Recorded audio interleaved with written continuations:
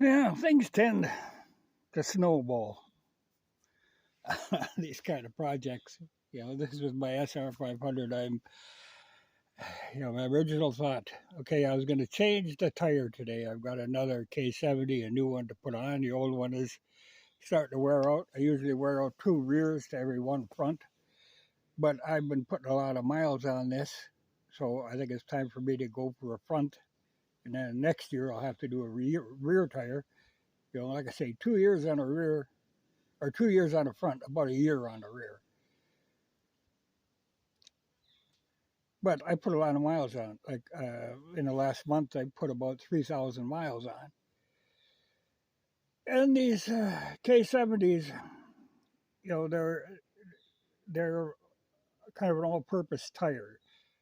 Uh, so they do wear out, but they work good on gravel or on dirt or on pavement. So they're kind of the standard British style tire that all the classic bikes used to run, which is why they're still available for people restoring the old British classics. So I'm still able to get them. And like I say, to me, they're a good compromise tire.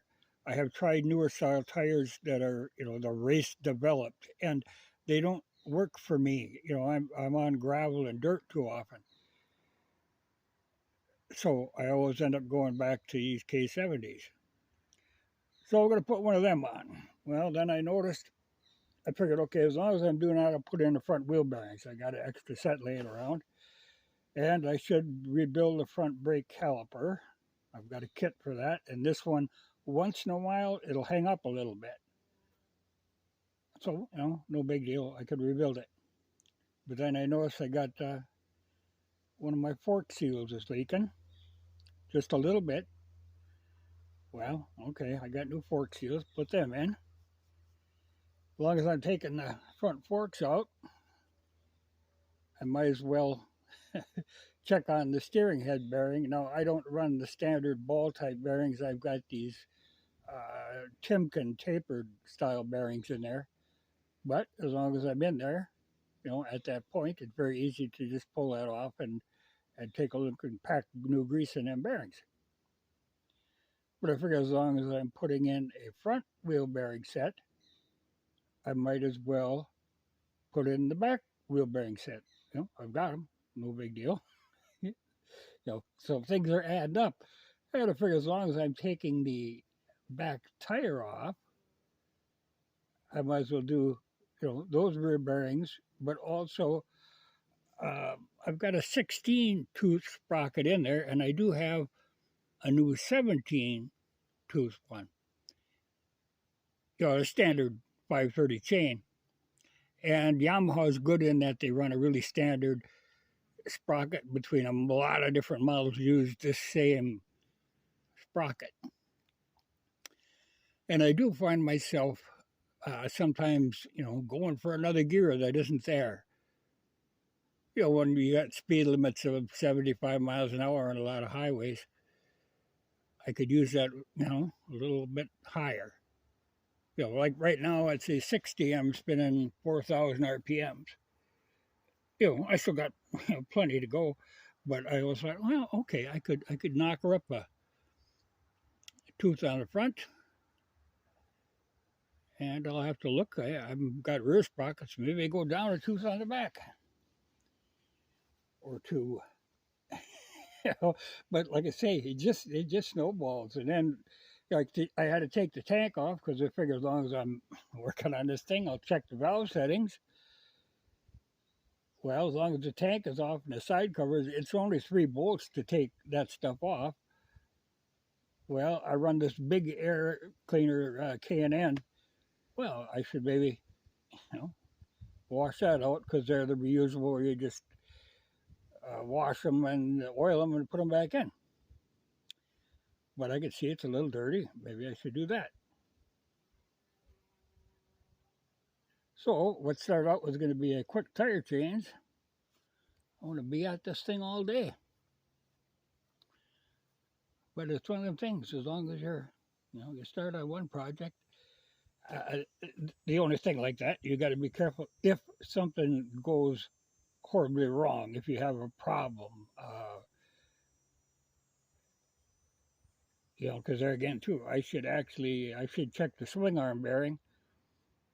But the one good thing, like say if I can't get the fork tubes to come off, you need an impact and like an 8 millimeter long Allen to get to separate the fork legs. And they can sometimes be sticky. But I have a whole another set of front forks that are rebuilt. I have a whole new swing arm that is rebuilt. I keep a lot of spare parts for these on hand. So you could always do the swap like that. It's not a big deal. But I'll start at the front, get that all squared away, then do the back. Well, and sometime in between there, check that valve setting. I changed the oil the other day, because this thing, okay, like I was saying, it runs oil in the frame. That whole big backbone there is oil. That's why they have to have a fairly wide gas tank. It looks bigger than it actually is because that tunnel is big in them, but they only hold 2.4 gallons. So usually I hit reserve like 114 miles. So you usually figure to be on the safe side, you're usually gassing up at about 100 miles, which is used to ride a lot with people who had Sportsters, and they were lucky if they get 100 miles without running out. But 100 is a good way to judge it, and it's a good break in the riding distance.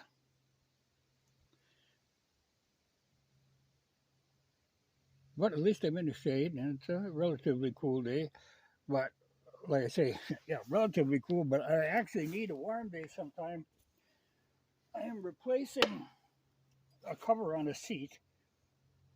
The one that I run on the bike, the seat pan is in bad shape. Rusted. That happens on all vintage or older motorcycles. Your seat pan will go bad. Well, I happened to pick up a seat that had a good pan. So I'm rebuilding a whole nother seat. But in order to get them seat covers on right, you need them to be warm. And you set them in the sun, then that vinyl will stretch, and you can really get them on there snug. So that's not a priority. I'll see if I got time. Like I said, it's only 2 bolts to take the seat off, so it's not a big deal. They strip down rather quickly because they're a simple bike. But I can see I've got maybe be riding this evening. I've got a long day ahead of me of wrenching. But it's all stuff I've done before. And like I say, I do ride a lot. But I'm curious to see what change in my cruising speed will be with this. It's an interesting sprocket in that they have these rubber cushions on it. I think it would, it'd probably keep your chain cleaner. Certainly would protect the seal. It's just a different design. I hadn't used one of these before. But like I say, I could use that extra tooth, and I'll check on the back. I've got a whole pile of sprockets. I might go down a little on the back just to gear it up a little more, because this isn't by any means a stock SR. I'm running a 38 instead of a 32 or a 34 Mikuni. It's a whole different style of carburetor, and that exhaust is a lot more efficient, which is the big drawback on a stock SR is the carburation and the exhaust. The motors themselves are solid, but they to pass emissions and especially noise levels, because a single cylinder is air cooled single cylinder is by nature noisy. They have to muffle the crap out of them and put in an exotic air box and all that stuff. Well, I've got away from all that because I don't have to pass emissions and stuff. And that makes a world of difference on these. So I got plenty of power. I can pull another tooth, and I could maybe, like I say, drop down on the back.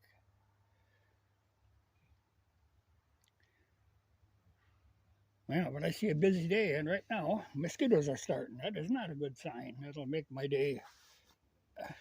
I might have to cut things short. I could slap it right back now together, and within 5 minutes, I could have it all back together and on the road,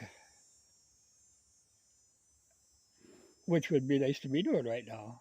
But there's stuff I should get done. So today, I've got nothing else pressing, so I'll go at that. Lovely piece of machinery. Actually, kind of fun to work on because, like I say, they're pretty simple. But you can have difficulties can come up. The good thing is I've got like duplicates of almost everything. I have enough stuff I can make a whole nother complete bike. I've got two SRs and the XT, but I could make another whatever if I had just a frame, a bare frame. I got everything else. If I had another frame, so someday, I mean, they come up all the time, the frames, and someday maybe I'll do that. Be nice to find like an old aftermarket, like Shaney used to make racing frames for the 500s. That'd be a nice project. And I've got a whole another TT motor, well, and an XT motor. So I go a lot of ways with it. But I like tinkering with these 500s because of the great parts interchangeability. And even, like I say, with the swing arms and the front end, the whole front forks are really, the front assembly is off an RD400. When they made these, they took an XT motor, took the 650 swing arm and the RD400 front end and made a frame to fit it. So the only thing really new is the frame.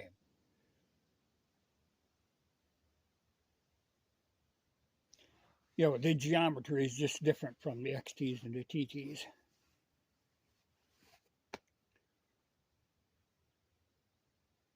But yes, I'm going to have a busy day. I think I better make a pot of coffee and find a mosquito spray.